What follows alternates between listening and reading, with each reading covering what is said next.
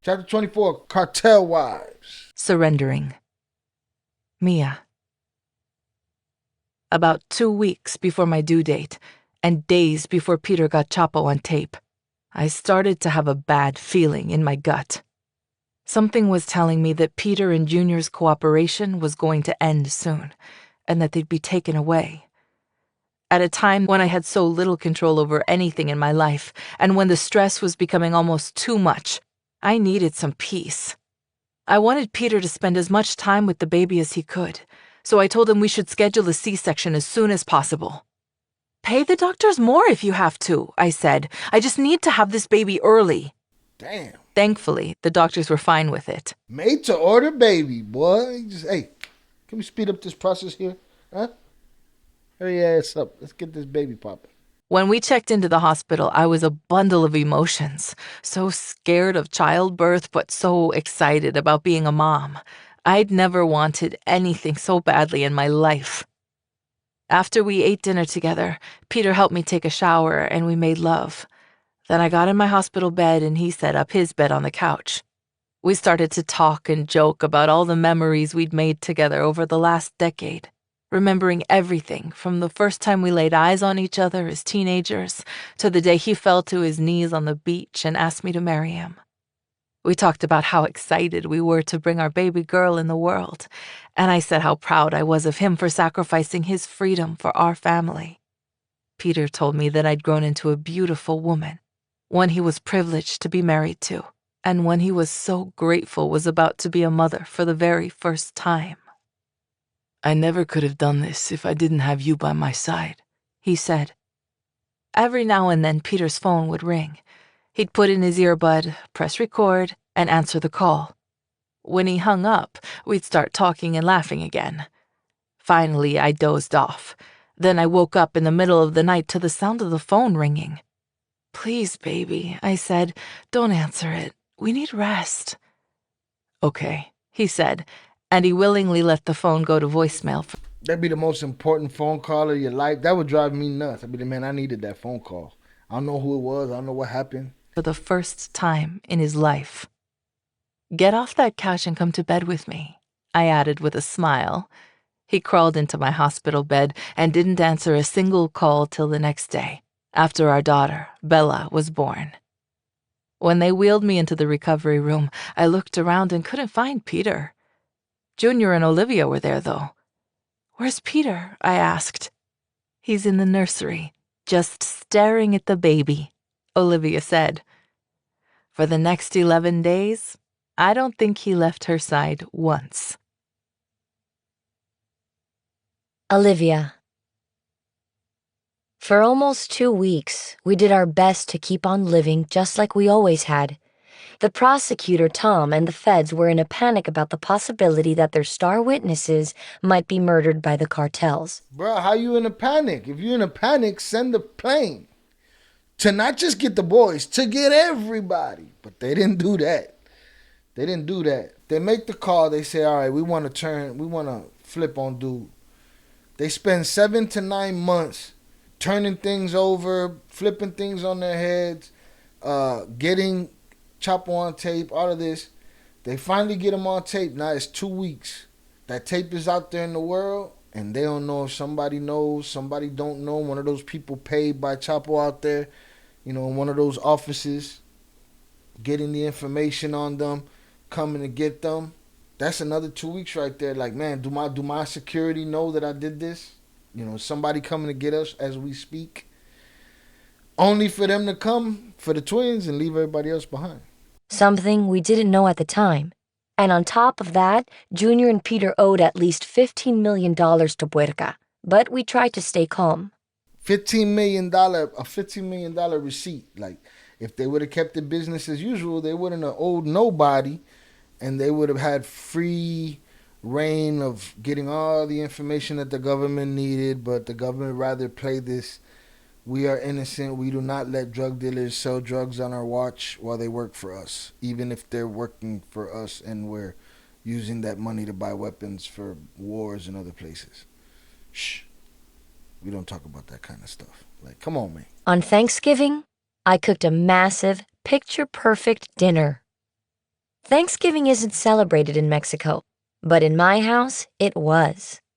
Our friends and associates were always so amazed by how we did things, and that Thanksgiving, I made sure everything was bigger and better than ever. We had 4 huge birds, and every side you can imagine.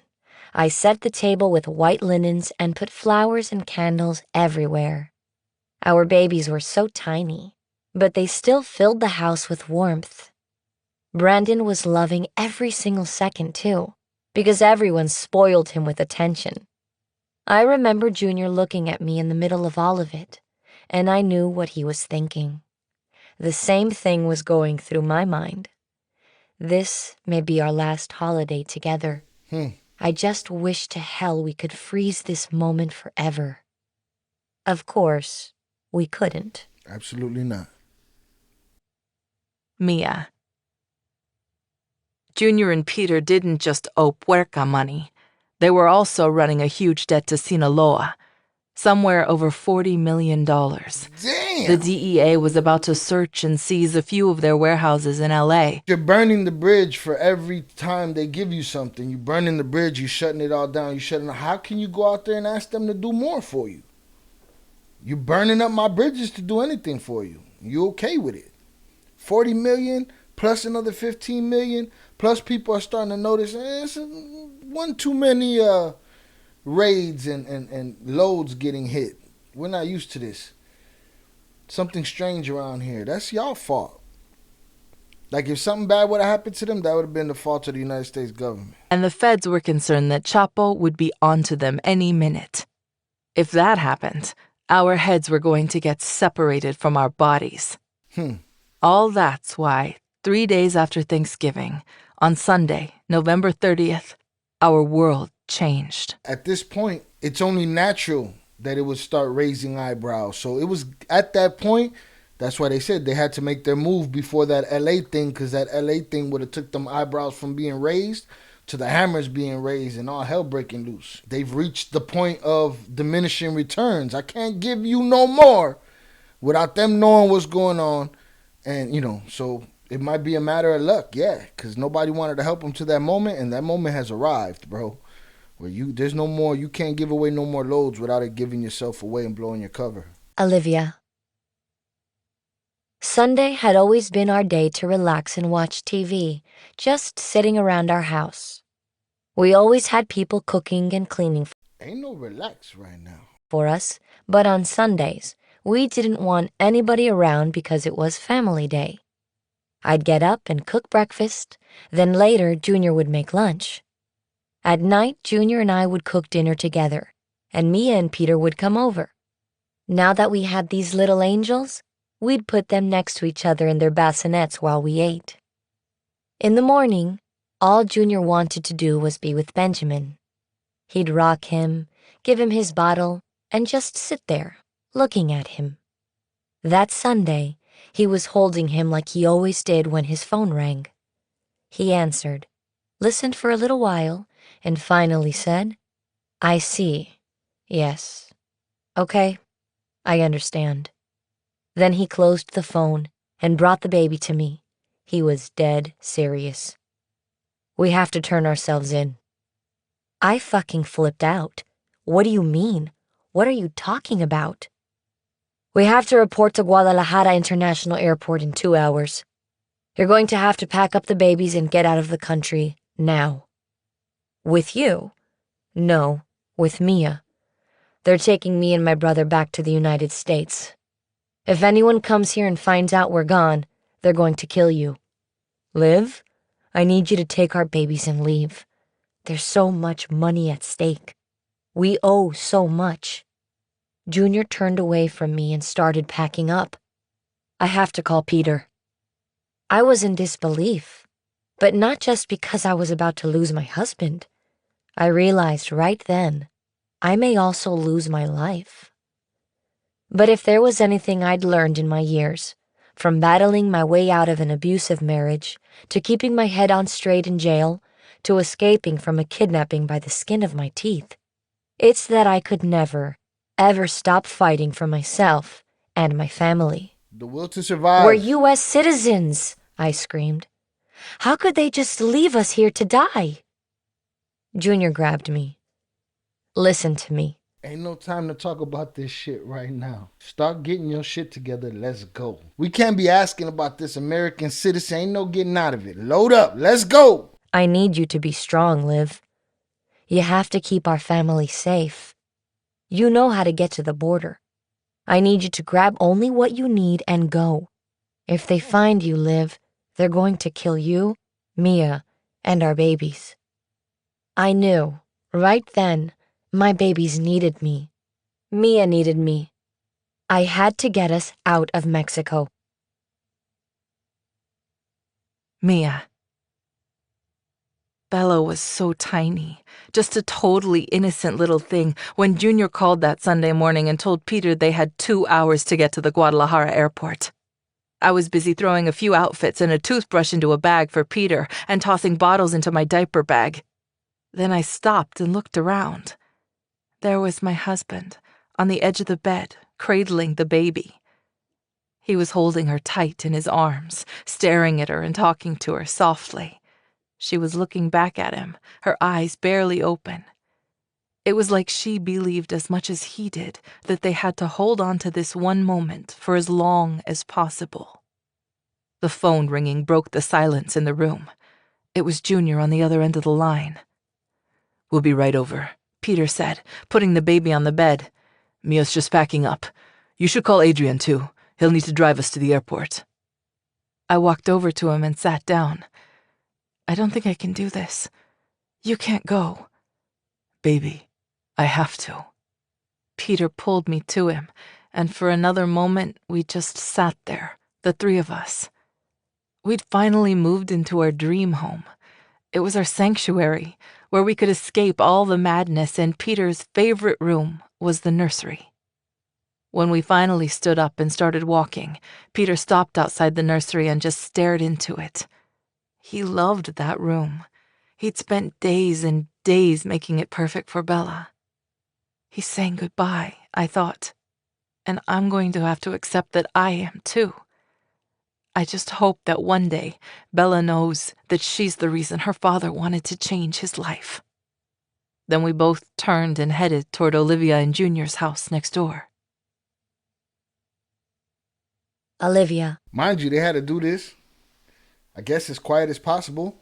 If you recall in the Surviving El Chapo podcast, they framed it as an argument that one of the brothers was leaving the wife, and it's just crazy to think about. Let's see how they frame it in this book. Mia and Peter came in with the baby, looking like they'd just come back from a funeral. They were moving in slow motion, holding hands, and generally looking awful, which is how we all felt. I watched Mia sit down slowly on the couch and take the baby from Peter, then stare off into space. How the hell is she so calm? I thought. After the feds had called, I'd sprung into nonstop action. I'd been running around the house like a freaking tornado, checking for papers or anything that had our information on it. No time for nostalgia, no time for thinking of the choices that were made or what the future has to offer. Ain't no future y'all don't get out of there right now. I'd been yelling orders. We have to get everything out of here. There can't be any sign of us. Get rid of everything. I had a stack of magazines with our names and Chicago address on them in one hand and a pile of papers in the other. I ran to the garbage and ripped them up, then grabbed a garbage bag and headed over to the walls to get the framed wedding and family photos that were hanging on them. I threw the garbage bag at Junior and screamed at him, "Take that out to the car!" We had video cameras scattered around. To the car? What you gonna do, take it with you?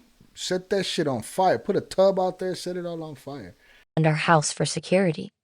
I ran through every single damn room and pulled down each and every one, then headed outside and got up on a ladder to pull down the cameras that were hanging near the entrances. I hardly thought about those cameras most of the time. We'd lived with them for so long that I forgot they even existed. But at that moment, they were the most important thing in my world. I had to get rid of them. When all that was done, I started looking for my baby's birth certificates. There was no way we were getting across the border if I couldn't prove that they were my children. Benjamin was so little he didn't have documentation of his dual citizenship, so getting his paperwork together was pretty much a life or death situation. I went through every drawer in our house, and finally I found the papers. Why weren't we prepared for this? Boom. There it is. It was a big complaint for me in season 1 of Surviving on Chapo podcast. Y'all knew that this day would come, and you're scrambling right now. They explained it as, man, we put that out of our mind and dealt with the tasks at hand. Well, now there's a big task at hand, is get out of Dodge. I wonder if there was a thought, hey, the government's going to get us all out of here together, or, if there wasn't at all. I kept asking myself. I suppose we thought we'd have a few more months, maybe years. Or maybe we were in denial, thinking we could all be together forever. And there it is. That's what they said at the beginning. It was like, that's what I called it, denial. Put it out of our heads and, deal with the task at hand, I guess. I don't know. Could have cost y'all everything. Everything that you were cooperating for. The truth was we'd known nothing. No clue how much more they'd need to record. No idea of whether or not what they'd gathered was useful. And no idea fucking Rambo was at our back door ready to kidnap us. We'd had no protection, no feedback, no nothing. And now, we had no instructions about how to get the hell out of our house and make it to the border without being killed. Mia. I remember just sitting there on Olivia and Junior's sofa, holding Bella in one arm and her diaper bag in the other.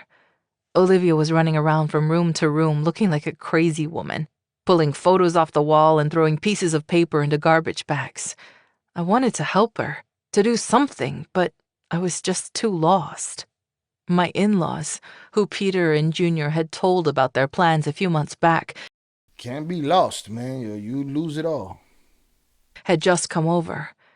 While my father-in-law looked disgusted, my mother-in-law was crying her eyes out. I didn't even think she noticed me, but days later she told me, "When I saw you on that sofa holding Bella, I don't think I've ever seen you look so small." I'm tiny, 100 pounds most of the time, but that morning I felt like I'd shrunk. My head wasn't on straight, and I couldn't even move. How am I going to go through life without Peter? I kept thinking. I can hardly sleep without him beside me. Peter approached me, took Bella from my arms and removed her changing pad and a diaper from my bag. "I've got her," he said. Then he placed her gently on the sofa, cradling her little head and neck, and changed her diaper. "Here you go," he said, as he passed her back to me. I watched as he walked to the kitchen to make her one last bottle. When he came back, he handed the bottle to me, leaned down and kissed me. "What is it?" I asked. He looked so serious. "Mia, it's time," he answered. Then I watched the man I love do the absolute hardest thing he'd ever done in his life. We out of here. Turn and start to walk away from his family. Even though my heart was breaking, I remember thinking, I've never been more proud of him. Olivia. I'd been racing through the house for the last hour, but I'd made a point of putting Brandon in his room with some toys. He didn't need to see his mom breaking down. I was frantically crying and couldn't believe that Junior had to leave us. Junior was my rock, my everything, and I was terrified of being alone. As strong as I'd always been, at that point I was at my weakest. The only thing that kept me going was the deep sense that I had to protect my babies, and if I couldn't keep it together for myself, I had to do it for them. Facts. I have to keep going, I told myself. Just keep moving. But as I walked downstairs into our living room, the enormity of everything hit me again. We had our Christmas tree up already. I'd already put out all my little Santa Clauses and decorated the entire house. Brandon's birthday was a few weeks away, and Christmas right after that. Junior's going to miss them both, I thought. Thanksgiving was our last holiday as a family. Daniela saw me and came out of a side room, leading Brandon by his hand. Junior was standing by the door, holding his bag. Brandon had always been Junior's little shadow. If Junior had to leave the house, our son would literally cling to his dad's leg while he started walking. Junior would pry him off, then walk him back across our hardwood floor. There were even a few times that Junior canceled plans because he didn't want to leave Brandon behind. When Brandon saw his dad by the door, he ran toward him. "No, don't leave," he said, diving toward Junior's legs. Like he knew. "Don't go." Junior looked broken. "Brandon, it's okay, baby. Daddy's going to come back." Junior pulled him up close. "I love you, and I promise I'll be back.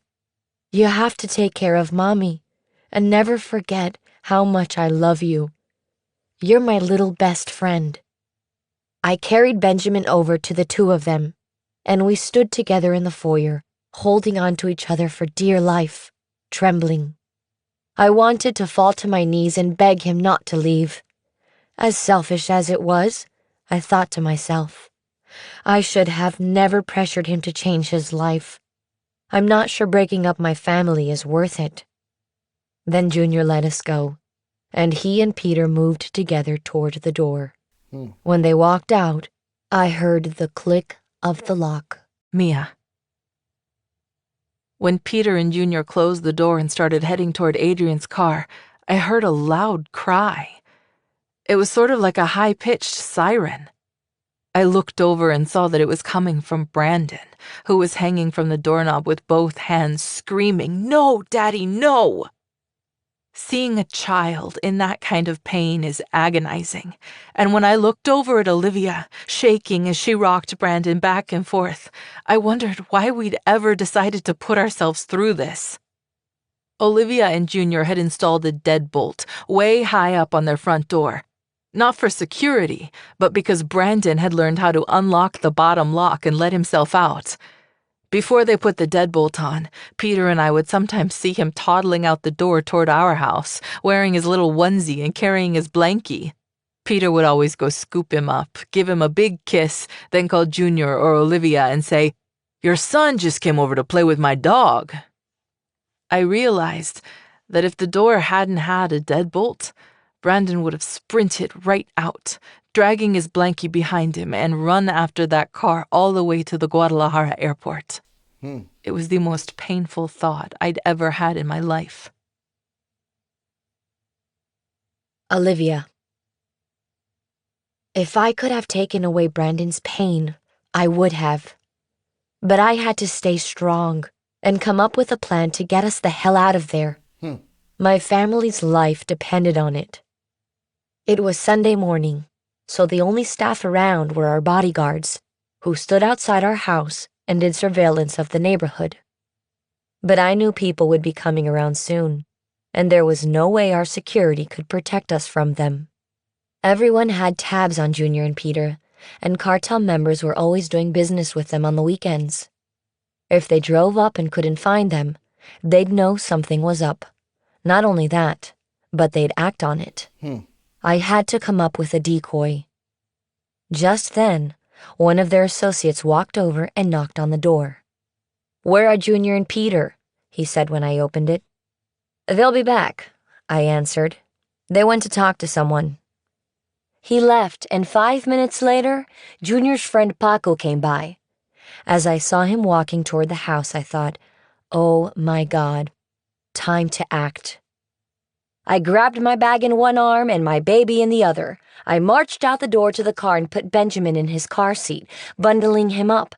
I left the car door open, then... You see, she ain't forget the car seat. The car seat is there and ready to go. Listen, the rest of this stuff could fall by the wayside, but as long as she got that car seat, it's on and popping. ran back toward the house, screaming loud enough that Paco could hear me. "Mia, let's go. My motherfucking husband. How could he do this to me?" I'm leaving him. Junior cheated on me, and I'm leaving him in this fucking country. Gone. I could see Mia standing up slowly, staring at me like I'd lost my mind. She gave me a look like, what the hell? Then realized what I was doing and grabbed her diaper bag. I kept on going. That fucking bastard! I'm out of here. What? Paco said when he saw me racing back toward the car, trying to get the hell out of Dodge. Oh, hell no, that's not true. He thought I was just acting crazy. There was no way in hell Junior would have cheated on me, but as far as Paco knew, I'd made up my mind that he had. She had to be putting on the performance of a lifetime to get these okie dokes to be like, what? He would never do such a thing to you. Yo, to be a fly on that wall, huh? Where are you going? He said. None of your business. And if you see that motherfucker, tell him I don't want anything to do with him. Damn. Come on, Mia. I went back to the house and picked up Brandon. Mia had started putting Bella in her car, and she'd already loaded up a handful of stuff in her back seat. I pretty much threw Brandon in his car seat and slammed my car door, started it up, and pulled away as fast as I could.